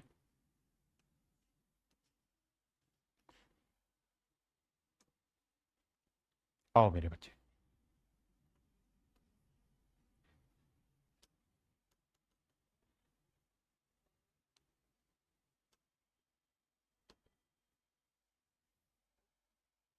आइए मेरे बच्चे। देखो यार, ये तो तय है कि ये वाला एंगल इस वाले एंगल के इक्वल होगा। बिल्कुल ठीक है। अगर आप थोड़ा कॉन्सेप्चुअली चलेंगे तो ये जेड बन रहा है, तो ये एंगल इस एंगल के इक्वल होगा। बिल्कुल ठीक है जी। तो ये वाला कौन, इस वाले कोण के बराबर होगा, बिल्कुल। ऐसे ही मेरे प्यारे बच्चों ये वाला कोण इस वाले कोण के बराबर हो, तो दोनों ट्रायंगलें कॉन्ग्रुएंट हो जाएंगी। उसका कारण क्या है कि भैया ये वाली साइड इस वाली साइड के इक्वल है, ये वाली साइड इस वाली साइड के इक्वल है, और ये वाली साइड तीनों में कॉमन हो जाती है, तो इसलिए वो सवाल भी नहीं बनता। लेकिन फिर भी हमें समझना होगा। देखिए कह रहा है कि इस वाली ट्रायंगल का एंगल ए और इस वाली ट्रायंगल का एंगल ए दोनों बराबर होंगे। क्या ये बात सही है? अगर ए डी सी की बात कर रहा हूं, ए डी सी की बात कर रहा हूं, तो जो एंगल ए है और जो ए बी डी कर रहा हूं, ए बी डी, इसमें एंगल ए क्या दोनों बराबर हैं? नहीं सर, ये वाला एंगल इसके बराबर और ये वाला एंगल इसके बराबर, इसका मतलब ये दोनों कॉन्ग्रुएंट नहीं, मतलब कॉन्ग्रुएंट है ट्रायंगल, लेकिन जो नाम दिए हुए हैं वो गलत दिए हुए हैं। जो नाम दे रखे हैं वो गलत दे रखे हैं। अगर कॉन्ग्रुएंसी लेनी थी आपने ए डी सी की, तो आपने लिखना था कि भाई ए के कॉन्ग्रुएंट जो बनेगा वो बनेगा डी, हाँ है ना, फिर है डी, डी के कॉन्ग्रुएंट जो बनेगा वो बनेगा ए, और सी के कॉन्ग्रुएंट बनेगा बी। तो डी ए बी जो होती तो हम उसे लिखते हैं कि हाँ सर ये कॉन्ग्रुएंट है ना। तो सवाल थोड़ा टेढ़ा है, लेकिन समझने के लिए, कॉन्सेप्ट तैयार करने के लिए बहुत बेहतरीन सवाल है। मुझे लगता है इससे बेहतरीन सवाल नहीं होगा।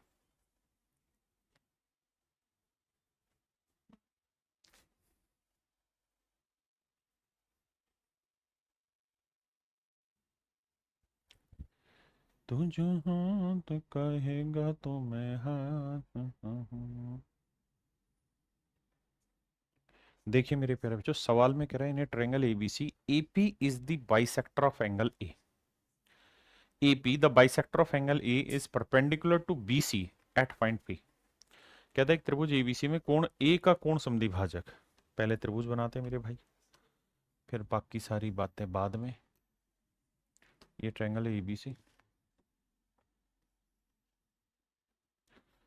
इसमें कह रहा है कि एंगल ए का एंगल बाइसेक्टर, एंगल ए का एंगल बाइसेक्टर, ये मेरे भाई एंगल बाइसेक्टर है।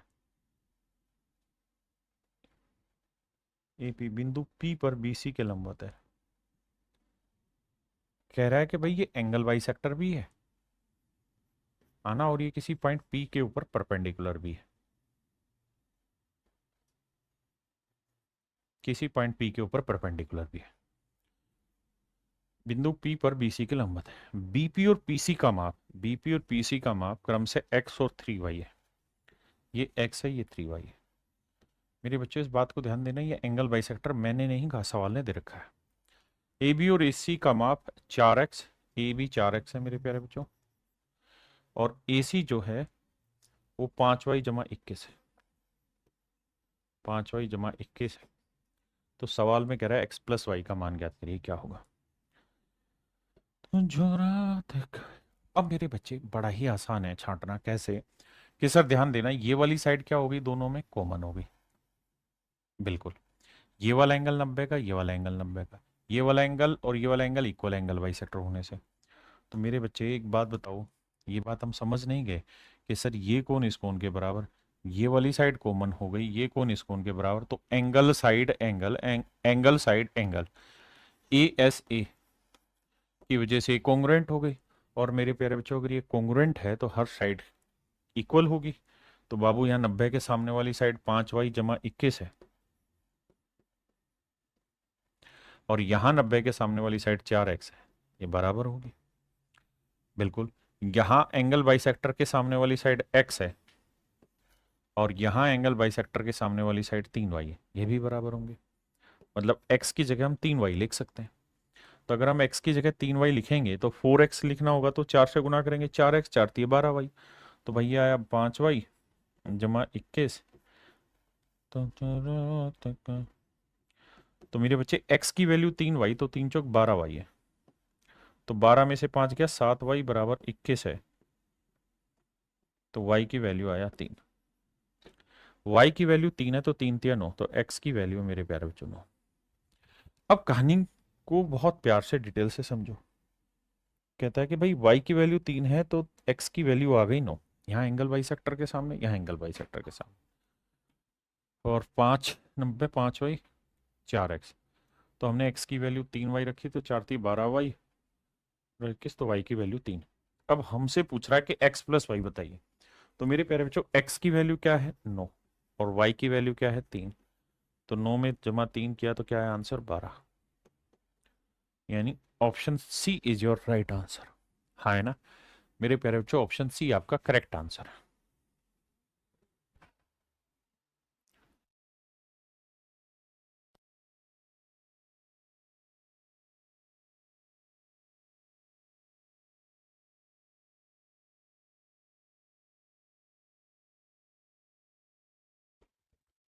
देखिए यार, दिए गए चित्र ए बी सी डी और ए बी ई एफ,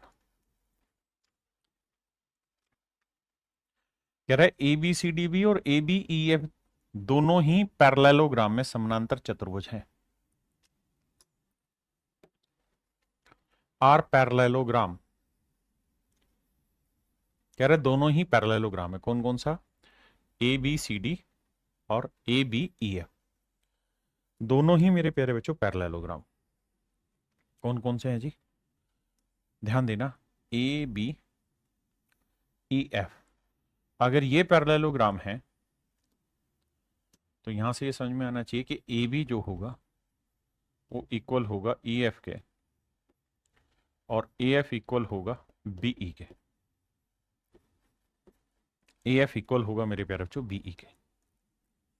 दूसरी बात मेरे बच्चे, अगला पॉइंट समझो क्या, कि ये वाला भी मेरे प्यारे बच्चों पैरेललोग्राम है ए बी सी डी। तो हमें ये बात भी समझनी होगी कि अगर ये पैरेललोग्राम है तो ए बी जो है, ए बी जो ई एफ के इक्वल था ए बी डी सी के भी इक्वल होगा, क्योंकि आमने सामने की बजाय बराबर है। आपने कहा ठीक है जी। अब ए डी और बी सी भी बराबर होंगे, ए डी और बी सी भी मेरे प्यारे बच्चों साइड है बराबर। सवाल में कह रहा है कि ए बी की वैल्यू है 4। तो मेरे बच्चे अगर ए बी की वैल्यू 4 है, नाराज क्यों हो रहा है भाई बोर्ड? अगर ए बी की वैल्यू 4 है तो ई एफ की वैल्यू भी 4 होगी और बी सी की डी सी की वैल्यू भी 4 होगी। आपने कहा ये भी ठीक है। तो कह रहे डी ई का मान बताइए क्या होगा। डी ई का मान बताना, ये पूरी लेंथ निकाल के बतानी क्या होगी, ये हमारा सवाल है।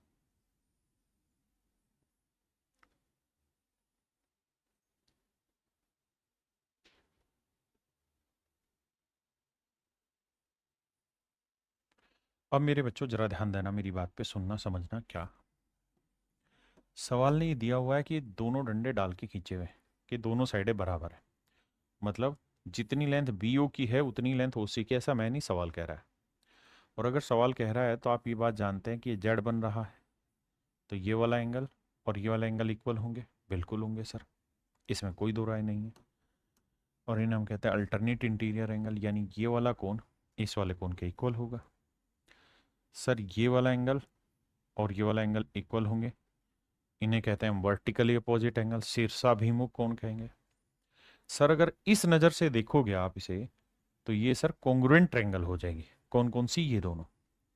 देखिए फिगर दे रखी थी, आप कहेंगे सर ऐसा तो नहीं लिखा कि बी और ओ सी बराबर है। अच्छा लिखा हुआ है, दे रखा है कि ओ बी और ओ सी बराबर है, तो दिक्कत ही नहीं है। तो मेरे प्यारे बच्चों ये दोनों ट्रायंगल कॉन्ग्रुएंट होगी। कैसे कॉन्ग्रुएंट होगी sir? Angle side angle, angle side angle, angle side angle property की वजह से दोनों ही त्रिभुजें आपस में कॉन्ग्रुएंट हो गई। और कॉन्ग्रुएंट है तो ये साइड की लेंथ 4 है, तो ये वाली साइड की लेंथ भी मेरे प्यारे बच्चों क्या होगी? 4। तो ये 4, ये 4, ये 4, तो टोटल लेंथ हो गई मेरे प्यारे बच्चों 12 सेंटीमीटर। तो टोटल लेंथ हो गई मेरे बच्चे डी ई की कितनी? 12 सेंटीमीटर।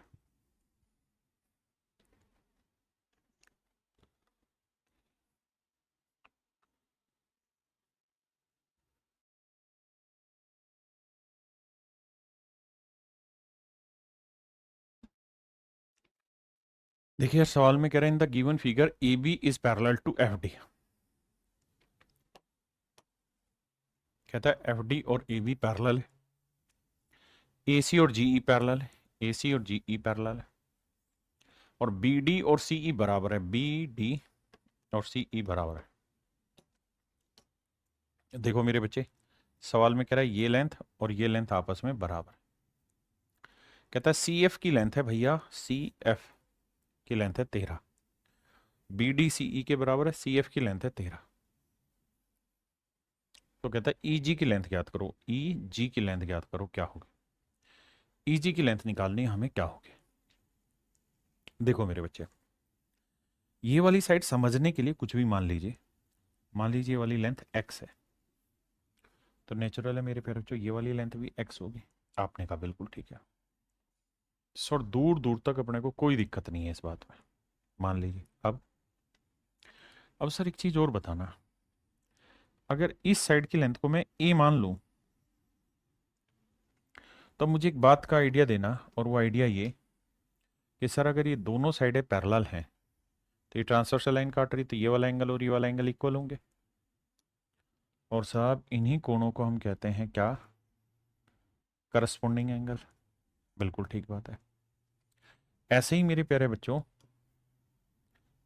ये दोनों साइडें भी आपस में पैरेलल है, और ये ट्रांसवर्सल लाइन काट रही, ध्यान देना, तो ये वाला कोण और ये वाला कोण भी इक्वल होगा, इन्हें भी हम करस्पॉन्डिंग एंगल कहते हैं। आपने कहा जी बिल्कुल ठीक बात है।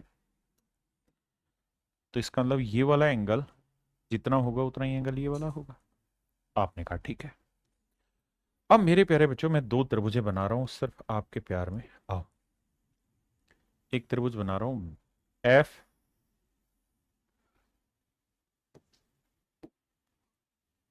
एक त्रिभुज बना रहा हूं मैं एफ डी सी, ध्यान देना एफ डी सी।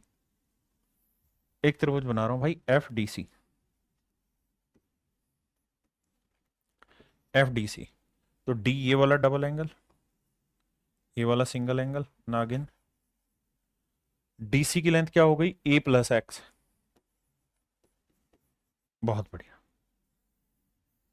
अब मेरे बच्चों दूसरा, अब ये वाली ट्रायंगल ले रहा हूं मेरे प्यारे बच्चों में,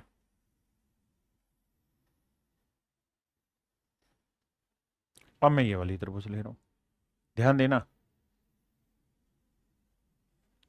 इसका नाम मैंने रखा जी बी ई।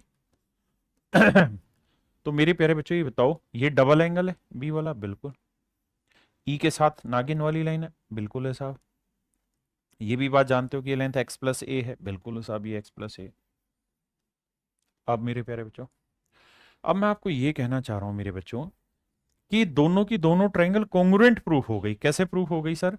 ध्यान देना सर, ये वाला एंगल इस वाले एंगल के इक्वल, ये वाली साइड की लेंथ एक्स प्लस है, इस वाली साइड की लेंथ एक्स प्लस है, ये नागिन इस नागिन वाले एंगल के इक्वल, यानी angle side angle, angle side angle, angle side angle. ये मेरे प्यारे बच्चों कॉन्ग्रुएंट ट्रायंगल बना देती, सर्वांगसम त्रिभुज बना देती। अगर सर्वांगसम त्रिभुज बना देती तो एफसी की लेंथ 13 है, तो डबल एंगल के सामने यहाँ 13 है, तो यहाँ पे भी डबल एंगल के सामने 13 ही हो। हाँ है ना? और आपसे यही पूछा होगा कि भाई ईजी की लेंथ याद करो, तो आंसर होगा मेरे बच्चे 13। क्या होगा मेरे भाई? 13।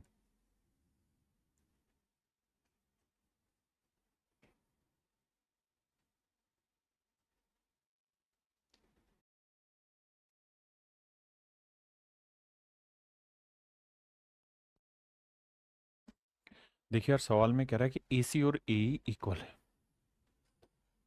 एसी और ए मेरे प्यारे बच्चों इक्वल है, एसी और ए बराबर है, यानी एसी और ए ई दोनों साइडें बराबर है, यानी ए सी और ए दोनों भुजाएं आपस में बराबर है, ए बी और बी डी बराबर है, ए बी और ए डी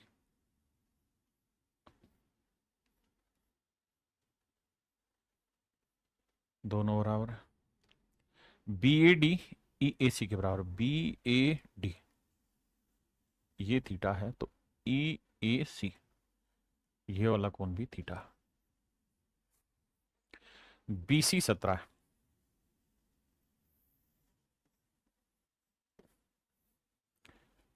तो डीई की लेंथ बतानी क्या होगी, डीई की लेंथ मुझे बतानी क्या होगी। आइए मेरे बच्चे,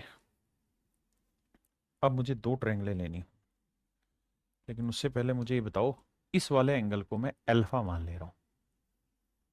आपने कहा ठीक है, अगर हम ऐसा मान ले रहे हैं तो ध्यान देना, मैं ये ट्रायंगल ले रहा हूं,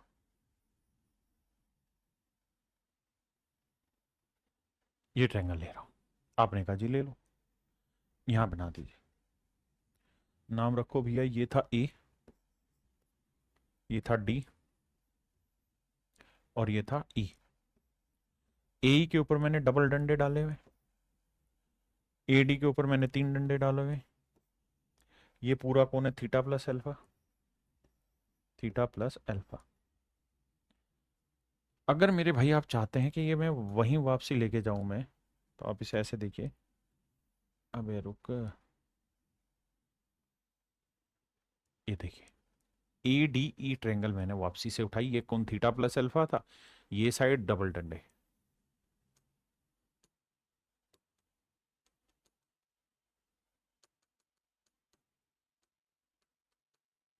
क्लियर है।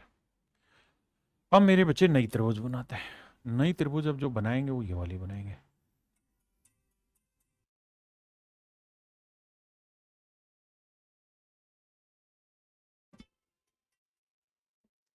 अब मेरे प्यारे बच्चों, इस वाले ट्रायंगल को हम यहां नाम दे रहे हैं, ये था ए, ये था बी, और ये था सी, ये है 3 डंडे, और ये था डबल डंडे। आपने कहा बिल्कुल ठीक है। अगर ध्यान दोगे तो आपको समझ में आएगा, ये वाला उठाया तो ये वाला एंगल पूरा क्या, थीटा प्लस अल्फा, तो ये वाला एंगल है मेरे भाई थीटा प्लस अल्फा, ये वाला एंगल है मेरे प्यारे बच्चों थीटा प्लस अल्फा, बिल्कुल ठीक चीज है। अब जरा ध्यान देना, दोनों ट्रायंगलें कॉन्ग्रुएंट हैं, कैसे, साइड एंगल साइड, ये साइड एंगल साइड, तो मेरे प्यारे बच्चों साइड एंगल साइड की वजह से दोनों ही त्रिभुजें आपस में सर्वांग सम हो गई, कॉन्ग्रुएंट हो गई। और अगर ये दोनों ही ट्रायंगलें आपस में कॉन्ग्रुएंट हो गई मेरे प्यारे बच्चों, तो क्या होगा, तो सर हर चीज बराबर होगी। तो ये वाला बीसी की लेंथ है 17, जो थीटा प्लस अल्फा के सामने है, तो यहाँ थीटा प्लस अल्फा के सामने वाली साइड है डी, ये लेंथ भी क्या होगी 17, और आपसे डी ही पूछा हुआ, तो आंसर होगा 17। ये कॉन्ग्रुएंसी के अच्छे लेवल के सवाल है जो आपको पढ़ने चाहिए।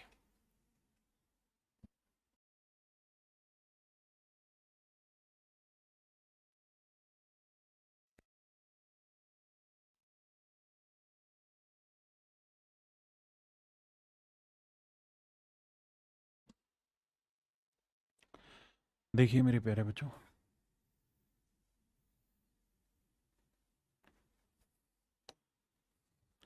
कहते हैं in the following figure angle A और एंगल सी इक्वल है, कहता है ये वाला कोण और ये वाला कोण आपस में बराबर है।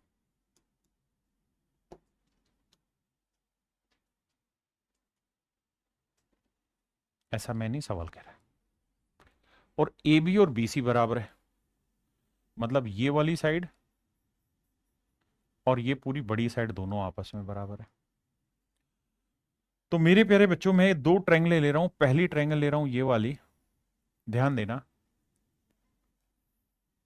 तो इस ट्रायंगल का नाम बना बी ई सी, ठीक है जी।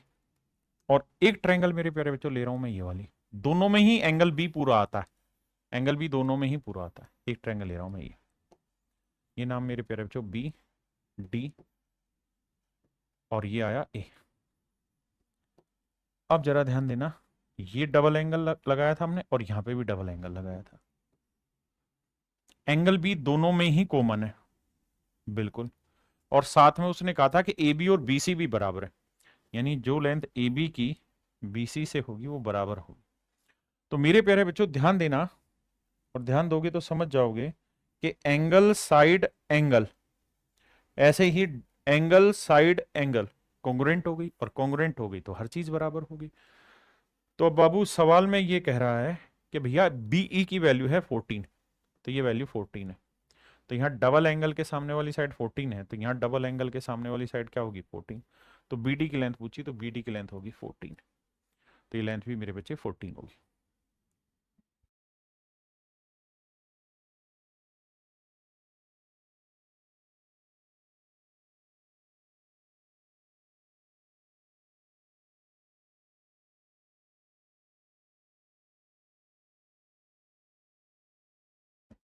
देखिए मेरे बच्चे, कहता है दी गई आकृति एक्स और वाई में एक त्रिभुज एबीसी की समान भुजाओं ए बी और एसी पर, देखिए इस पॉइंट को अंडरलाइन करिएगा। In the given figure X and Y are 2 points on equal side A B and A C. यानी मेरे नन्हे मुन्ने प्यारे बच्चों, ये सवाल ने दे रखा है कि ए बी और ए सी बराबर है, ए बी और ए सी आपस में बराबर है, A X equal to A Y, और कह रहा है ए एक्स और ए वाई भी आपस में बराबर है। अगर मेरे बच्चों ए एक्स और ए वाई भी बराबर हैं, ए एक्स और ए वाई, तो आओ भैया ट्रायंगल फॉर्मेशन करते हैं। आपने कहा जी एक ट्रायंगल ये हो गई,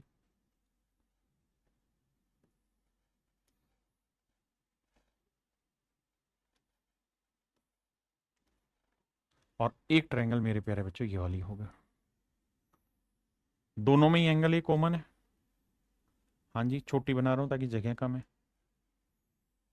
अब जरा ध्यान देना मेरे बच्चों, ये थी ए वाई और बी, बिल्कुल, और ये थी ए एक्स वाई, ए एक्स वाई। पहली बात ये कि एंगल ए दोनों में ही सेम है। दूसरी बात ये कि ए बी और ए सी बराबर साइडें हैं, ए बी और ए सी, ये सी था, तो ए बी और ए सी दोनों भुजाएं बराबर हैं मेरे प्यारे बच्चों। साथ में कह रहा था ए एक्स और ए वाई भी बराबर है, तो ए एक्स और ए वाई भी मेरे बच्चे बराबर है। तो ध्यान से देखोगे इस सवाल में भी तो आपको पता चलेगा कि दोनों ट्रायंगल कॉन्ग्रुएंट हैं। क्यों?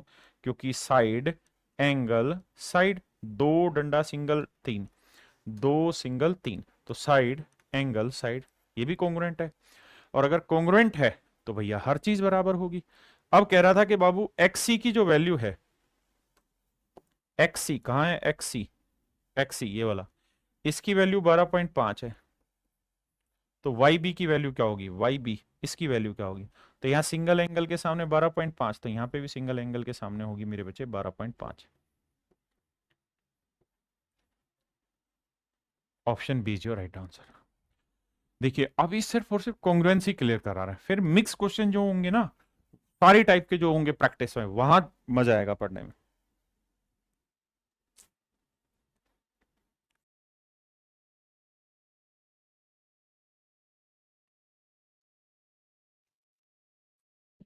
देखिए मेरे बच्चे, सवाल में क्या कह रहा है, सवाल में ये कह रहा है कि भाई एडी की लेंथ 3 है, यानी ये वाली जो लेंथ है, ये लेंथ 3 सेंटीमीटर, ऐसा सवाल कह रहा है।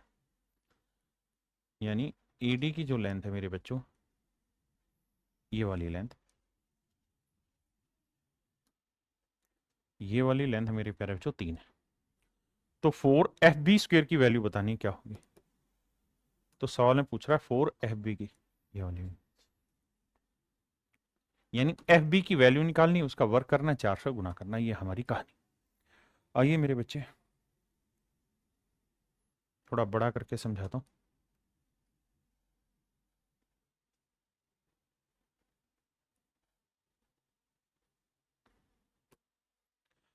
आइए मेरे प्यारे बच्चों ध्यान देना।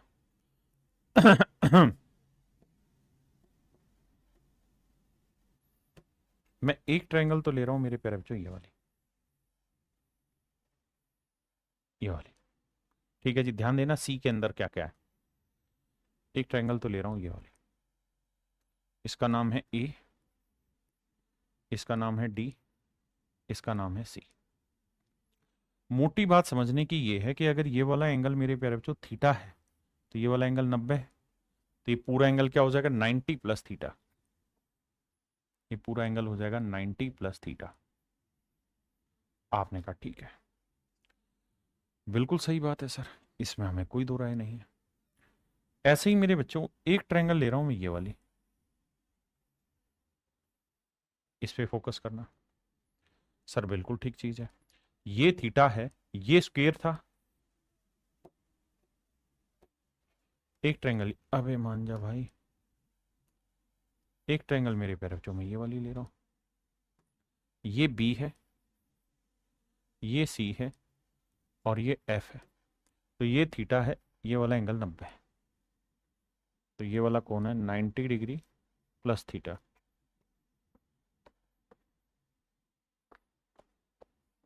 हाँ जी, आपने कहा बिल्कुल सही बात है। अब मेरे प्यारे बच्चों, आप ये बात तो जानते हैं कि ये वर्ग है, ये वाला वर्ग है। हाँ जी सर। और अगर ये वर्ग है मेरे बच्चे, तो आप ये बात खूबसूरती से समझते हैं कि AC की लेंथ और GF की लेंथ बराबर है, यानी जो लेंथ AC की होगी वही लेंथ FC की होगी। बिल्कुल ठीक है, हमें कोई आपत्ति नहीं।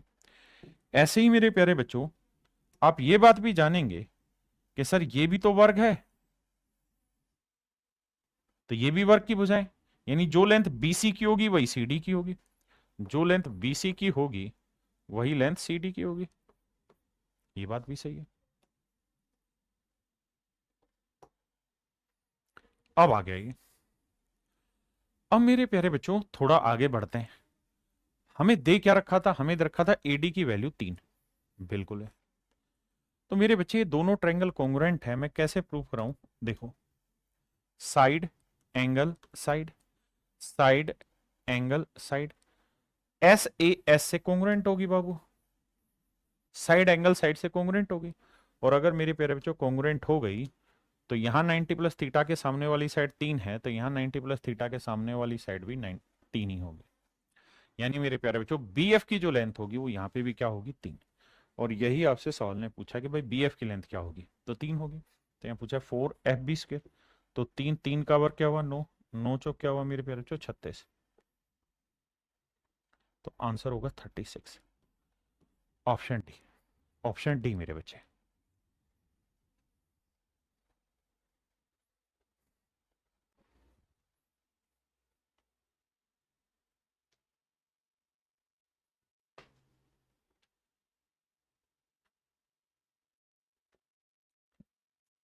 देखिए भाई, सवाल में कह रहा है दिए गए चित्र में AB और DB बराबर है, AB और DB बराबर है, AC और DC बराबर है, और ये मेरे प्यारे बच्चों क्या होनी है? कॉन्ग्रुएंट। ये तो तय है।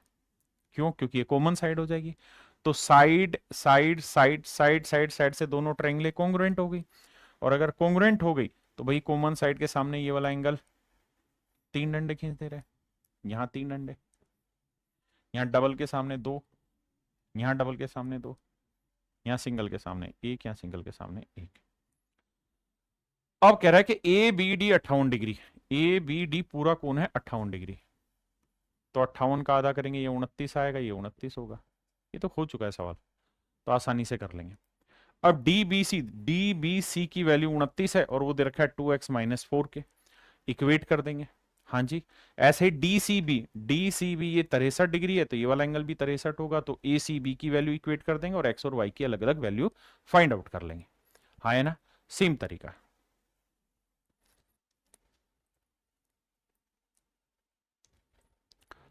पढ़िए मेरे बच्चे।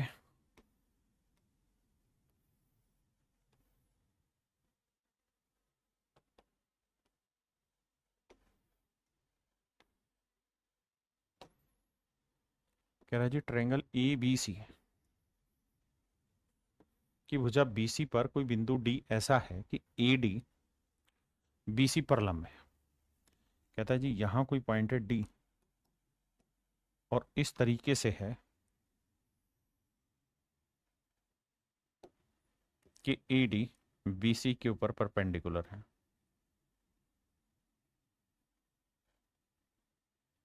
AD BC के ऊपर परपेंडिकुलर है। EAD पर एक बिंदु है। सवाल में कह रहा है E एक ऐसा बिंदु है AD के ऊपर, लेट से यहां कोई बिंदु है, EAD पर एक बिंदु है, AE:ED 5:1 है। ये मेरे प्यारे बच्चों 5:1 है। यदि BAD 30 डिग्री है, BAD ये वाला कोण मेरे प्यारे बच्चों 30 डिग्री है, ये वाला कोण 30 डिग्री है, तो बताइए tan ACB इस वाले एंगल को मैं थीटा मान ले रहा हूं, DBE पहले इतना समझो।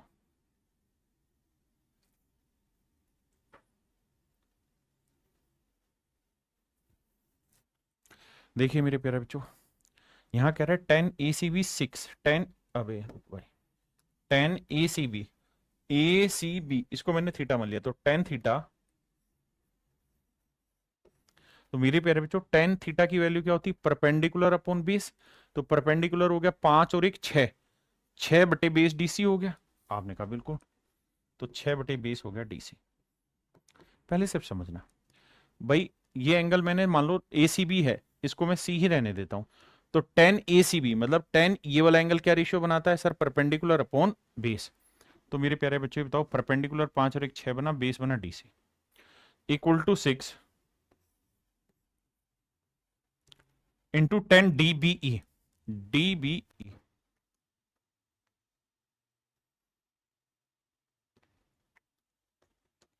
DBE ये वाला एंगल।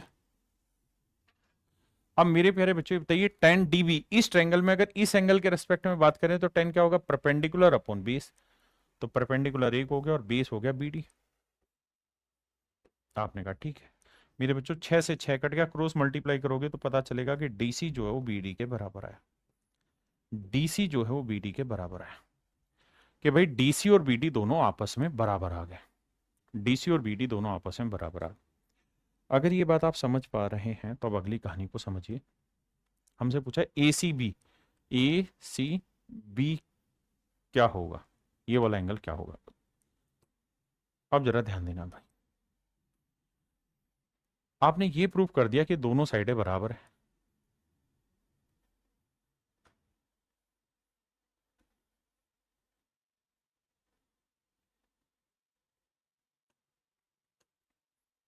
अब मेरे बच्चों एक बात ना, अगर उसकी स्टेटमेंट से हमने ये प्रूव कर दिया कि BD और DC दोनों बराबर है, तो मेरे प्यारे प्यारे बच्चों एक बात बताना,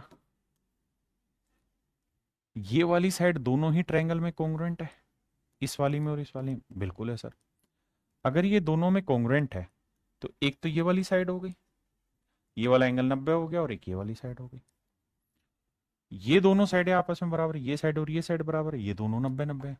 तो मेरे प्यारे बच्चों दोनों ही ट्रायंगल आपस में कॉन्ग्रुएंट हो गई, दोनों की दोनों त्रिभुजें ही आपस में सर्वांग सम हो गई। कैसे हो गई, कारण क्या है सर, एक सिंपल सीधी सी बात यह है कि ये साइड दोनों में कॉमन है, ये एंगल 90 है, ये साइड, तो साइड एंगल साइड, ऐसे ये साइड ये एंगल ये साइड, तो साइड एंगल साइड की प्रॉपर्टी की वजह से ये दोनों ही त्रिभुजें आपस में कॉन्ग्रुएंट हो गई।